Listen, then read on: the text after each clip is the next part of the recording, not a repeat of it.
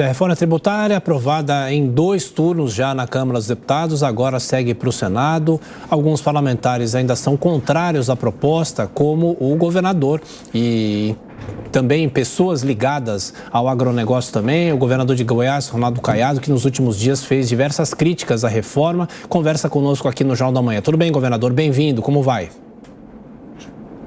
Bom dia, Thiago. Bom dia a todos os telespectadores que nos acompanham também pela rede social.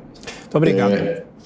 Não, governador, eu só queria acrescentar algumas falas do senhor nos últimos dias. O senhor chamou a reforma tributária de desrespeitosa com os estados, que seria a maior afronta ao Pacto Federativo. Eu pergunto, nas concessões que foram feitas nas últimas horas, o senhor acha que o estado que o senhor comanda foi prestigiado ou ainda não? Ao contrário, não só o estado de Goiás, mas vários estados, eles foram extremamente sacrificados. Primeiro, porque realmente as pessoas que leram o projeto, é importante que a gente não discuta aqui o conceito.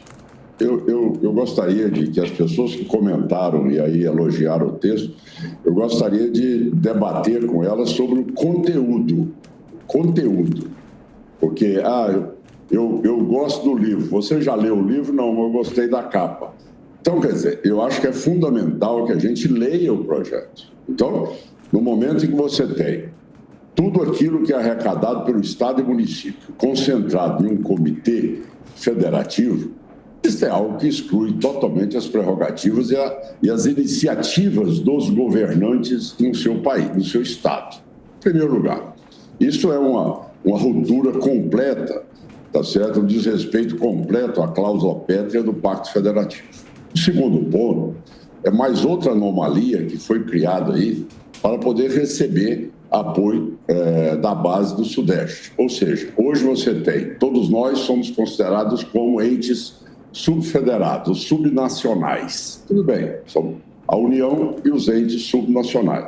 Agora criou-se uma outra categoria no Brasil. Além de sermos subnacionais, com exceção do Rio de Janeiro, São Paulo e Minas Gerais, nós somos sub-sudeste, porque nenhuma decisão no Conselho é aprovada sem que haja aí o compartilhamento do apoio desses 3 estados que hoje representam mais de 55% da população e nenhuma outra articulação no comitê chegará a 60%, como está ali no texto da reforma tributária. Um outro ponto que eu colocaria aí aos que rotularam, eu acho que nós estamos num debate de conteúdo. Acho que nós não podemos partir para essa tese de rotular, olha aí, isso é um projeto da esquerda, isso é um projeto da direita. Eu acho que nós temos que discutir e as pessoas têm que saber interpretar o que estão votando. E as pessoas têm que comentar aquilo que realmente tem no texto. Eu gostaria de perguntar o seguinte: quando o Paulo Guedes apresentou a reforma, do qual nós defendemos, primeiro pelos impostos da União, onde ele propôs uma lei ao Congresso Nacional e está lá, ele disse, olha, a fusão aqui do PIS e do COFINS, tá certo? Nós vamos criar o CBS, que é o federal, unir aqui aqueles impostos que incidem sobre bens e serviços. Este imposto, ele vai ter uma alíquota de 12%, com a nota técnica do Tesouro e da Receita Federal. Ora, o PIS e COFINS arrecadam 400 bilhões de reais. De repente, veio o que eu chamo de um iluminado, certo? E diz que a alíquota neutra vai ser de 25%. Sim. Então, os que estão elogiando, eu gostaria só que me dissesse, como governador que sou, eu pedi, provavelmente eu não tenho entendido, qual vai ser a alíquota neutra do IBS mais o CBS? Por favor, me responda. Agora, o governo que propõe um projeto, e se o Paulo Guedes deu conta de saber que é 12% o CBS, quanto por cento vai ser o ISS e o ICMS, que arrecadam mais do que o dobro do PIS e do COFINS. Sim. ISS e ICMS arrecadam mais de 800 bilhões de reais. Então, nós sabemos que a tarifa ou a alíquota neutra, ela vai girar em torno de 35%. Então, o 25%, eu aqui tenho a coragem de dizer que é uma mentira. Mentira. O que vai se prevalecer é uma sonegação jamais vista no país. Porque com 35% no final, no destino, eu pergunto, cidadão que chega lá para consertar uma televisão, lá é R$1.000. Agora, se for com nota, é 1.350. Cidadão que chega lá na outra loja para comprar qualquer outra mercadoria. Não, é tanto, mas sem nota é 35% a menos. Então, o que eu falo é que nós precisávamos de entender, estão desenhando isso aí como se fosse algo assim, vou diminuir esse emaranhado da legislação. Imagine o pobre coitado do empresário, tá certo, que vai ter até 2033 que conviver com as duas legislações de forma conjunta. Então, por que não fez a simplificação proposta pelo Paulo Guedes e depois fazer a simplificação junto aos estados e municípios? Por que não ter essa forma respeitosa com os entes federados e nós podemos participar, a União fazendo a parte dela e nós fazemos a continuidade da reforma tributária? E não venham me dizer, tá certo, que existe modernidade em cashback e nem que existe modernidade em comitê federativo. Isso não existe no mundo. Só para concluir uma pergunta que eu gostaria de incluir no debate, por favor, é o seguinte, falam muito da guerra fiscal.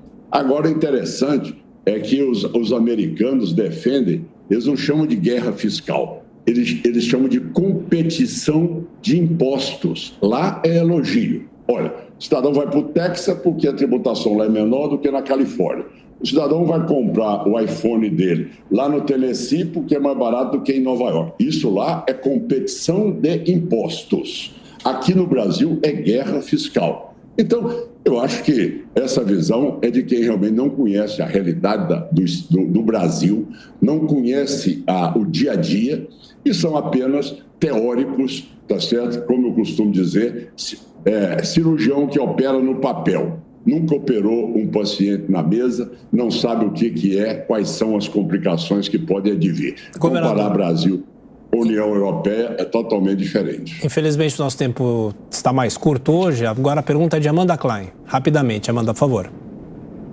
Governador, bom dia. Pelo que eu entendi, o senhor é a favor da reforma, mas não da maneira como a reforma foi feita. O senhor seria a favor de um fatiamento da reforma, tal como proposto por Paulo Guedes, que era diferente das PECs 45 e 110, que já tramitavam desde a gestão passada no Congresso Nacional. O que seria possível, então, para aperfeiçoar ou aprimorar essa reforma que foi aprovada hoje, na sua visão?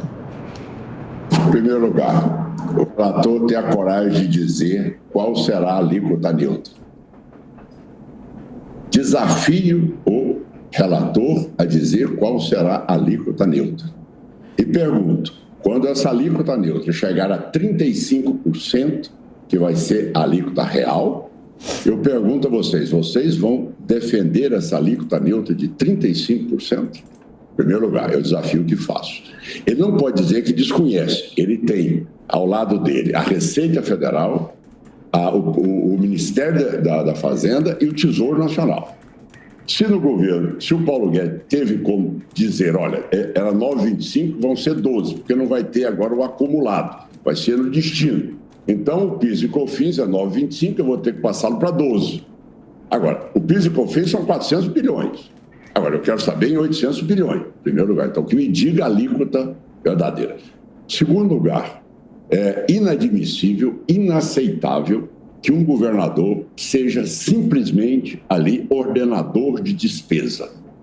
Retira-se dos estados fundo como da pobreza, fundo de desenvolvimento regional, como são os fundos constitucionais, fundo que nós utilizamos hoje para poder recuperar nossas empresas, nossas estradas, porque a Lei Candir destrói 100% nossas rodovias porque não faz a compensação.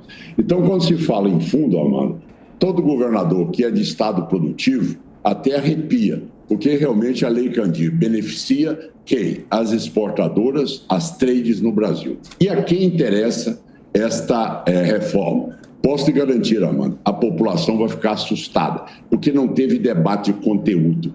Poucas pessoas leram, entendem, estudaram o que está ali. É essa tristeza que me dá, porque não se pode votar de forma virtual, tá certo? Remota, uma emenda à Constituição brasileira. O beleza do Congresso é o debate. Agora, quando se perde o debate e se troca por emendas, tá certo, de repasse de 5,4 bilhões de reais para arrefecer a base, aí, e entre eles também ministérios, realmente isso aí não mostra de maneira alguma que foi uma reforma que a população teve sequer conhecimento do que vai custar para ele a cesta básica. Em Goiás eu cobro 7% sobre a cesta básica. E o que você vai ter agora, eu não sei qual vai prevalecer. Se é a isenção completa mesmo ou se é o cashback. Porque está lá uma dúvida enorme. Não, está isento. Então você está isento porque é o cashback. Então, são situações que eu acho, Amanda, que precisam ser analisadas, mas estudadas. Estudar. E outra segmentação e outra grave agressão aos entes federados. É essa divisão federativa que foi feita, que sem as bênçãos dos governos do Sudeste, nenhuma matéria é aprovada no Comitê Federativo. Eu estou subordinado agora a um Comitê Federativo e estou subordinado agora ao Sudeste. Então, eu sou o sub do sub. Essa é a realidade de baixo clero que foi instalado aos governadores e prefeitos do país. Ok. Capês, sua pergunta? Bom dia, governador. Está claro que esse projeto de reforma tributária tem uma feição autoritária, tanto que ele viola o Pacto Federativo. É isso que nós, inclusive, estávamos comentando. E muitos municípios vão ter significativas perdas na sua arrecadação, principalmente aqueles que têm concentração industrial. Guarulhos, por exemplo, no orçamento de 7 bilhões, deve perder 1 bilhão de reais. O presidente Arthur Lira disse que ia trazer isso a um debate e acabou sendo aprovado em 2 turnos, surpreendentemente com uma incrível agilidade. Como se comportou a bancada de Goiás nessa votação na Câmara e como os estados do Centro-Oeste, Sul e Sudeste pretendem se organizar para debater esse tema no Senado? Bom, eu quero dizer que eu fui parlamentar por muitos anos. Conheço aquela casa. Infelizmente, em Goiás, nós ganhamos por 9 votos a 8. E posso dizer que me deixou perplexo o nível com que os parlamentares foram submetidos à pressão, à coação, a ameaças para poderem até sobreviver dentro dos partidos ou de terem amanhã a convivência partidária. Isso é algo que não pode ser chamado de agilidade. Isso é algo que depõe contra a transparência, tá certo? De uma discussão que ela não é feita pelo debate. A beleza do Congresso é o debate. Eu me curvo à decisão do plenário. Tudo bem, tá certo? Hoje eu vejo o quanto foi nocivo aquilo que ali foi aprovado e que está sendo aplaudido por muitos. Mas eu quero ver, e veja bem, eu já terei saído do governo. Essa reforma não vai atingir o governo Ronaldo Caiado. Entendam bem, eu não estou aqui discutindo assunto de ordem do meu governo. Eu estou discutindo o Brasil.